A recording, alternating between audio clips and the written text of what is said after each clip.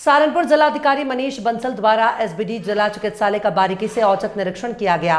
निरीक्षण के दौरान जिलाधिकारी द्वारा चिकित्सालय के ईएनटी, ओटी, सर्जरी, ओटी का भी निरीक्षण किया, जिसमें ऑपरेशन संबंधी जानकारी प्राप्त की। उन्होंने ऑपरेशन थिएटर में ऑपरेशन काउंटर स्थापित करने के लिए निर्देशित किया। चिकित्सकों द्वारा किए जाने वाले मरीजों के ऑपरेशन पंजीकरण पंजिका को देखा। सर्जरी करने वाले चिकित्सकों को आदेशित किया गया कि वे मरीजों की एक पंजिका तैयार करें, जिसमें भर्ती होने वाले मरीजों का फॉलोअप इत्यादि की जानकारी दर्ज की जा सके। उन्होंने मरीजों से वार्ता कर चिकित्सालय में मुहैया कराई जा रही सुविधाओं की गुणवत्ता और चिकित्सकों के व्यवहार के बारे में जाना। उन्होंने सीएमएस कक्ष में लगे एलईडी डिस्प्ले पर सीसीटीवी कैमरों के संचालन की स्थिति को देखा। मनीष बंसल ने सभी चिकित्सा अधिकारियों को आदेशित किया कि कोई भी चिकित्सक किसी भी मरीज को शासन द्वारा प्राप्त 287 औषधि के अतिरिक्त बाहर की औषधि ना लिखे। उन्होंने निर्देश दिए कि हीट वेव से बचाव के लिए तैनात कर्मचारियों को ब्रीफिंग किया जाए, ताकि वो अपनी जिम्मेदारियों को अच्छे से पूर्ण कर सकें। इस अवसर पर उन्होंने उपस्थित रजिस्ट्रार और अन्य रजिस्ट्रारों को भी चेक किया। उन्होंने निर्देश दिए कि उपस्थित रजिस्टर में संबंधित अपने पूर्ण और स्पष्ट हस्ताक्षर करना सुनिश्चित करें। जिलाधिकारी ने निर्देश दिए कि भर्ती मरीजों का बेहतर इलाज किया जाए।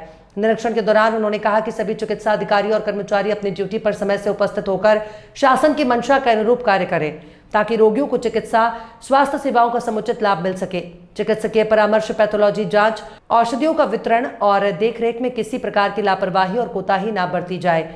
मरीजों से मृदु व्यवहार किया जाए। देखिए, मेरे द्वारा अभी कुछ 15 दिन पहले भी जिला अस्पताल का एक औचक निरीक्षण किया गया था, जिसमें कई खामियां पाई गई थी। आज उन्हीं खामियों को दोबारा से चेक किया गया है। काफी हद तक तो चीजों में सुधार पाया गया, लेकिन अभी भी 2-3 मुख्य कमियां पाई गई हैं। एक कमी ये पाई गई कि कई दवाइयां डॉक्टर्स के द्वारा ऐसी लिखी जाती हैं जो वहां की फार्मेसी में उपलब्ध नहीं है। हालांकि इस बात को मैं कहना चाहूंगा कि कोई भी ब्रांड दवाई नहीं लिखा जा रहा है जिससे कि किसी पर्टिकुलर ब्रांड को फायदा पहुंचाया जाए, लेकिन सॉल्ट नेम्स के माध्यम से भी ऐसी दवाइयां लिखी जा रही हैं। मैंने सीएमएस को निर्देश दिया है कि अगर कोई ऐसी दवाइयां जो आवश्यक हैं, उनको वो अपनी फार्मेसी में खरीदकर उपलब्ध करवाएं, और अगर कोई ऐसी दवाई है जो नहीं देनी चाहिए, वो जो बाहर से ही मिलेगी, तो उसको यथासंभव उसके ऑल्टरनेटिव्स दें। साथ ही साथ वहां पर जो ऑपरेशन थिएटर है, उसके संबंध में मेरे पास लगातार कुछ शिकायतें आ रही थी कि डॉक्टर्स के द्वारा जो वहां पे ऑपरेशन हैं वो प्रॉपरली समय से नहीं किए जा रहे हैं और मरीजों को उसमें काफी कठिनाई हो रही है। तो काफी हद तक इसमें ये सच्चाई पाई गई कि वहां पर मरीजों को गाइड करने के लिए कोई व्यवस्था नहीं है कि मरीज कहाँ आए, कितने बजे आए। वो सुबह से लेकर शाम तक रुके रहते हैं वहां पर, और उसके बाद उनको पता नहीं चलता है कि उनको कब इलाज मिलेगा। उसके संबंध में बहुत ही डिटेल्ड में मैंने बैठक सीएमएस के साथ भी करी, सीएमओ के साथ भी करी, और उनको कुछ निर्देश दिए हैं कि वो एसओपीज बनाएं इसको लेके और उनका इम्प्लीमेंटेशन करें। जो कमियां कुछ पाई गई, कुछ लापरवाहियां पाई गई हैं, उनके संबंध में हम लोग कार्रवाई भी करेंगे।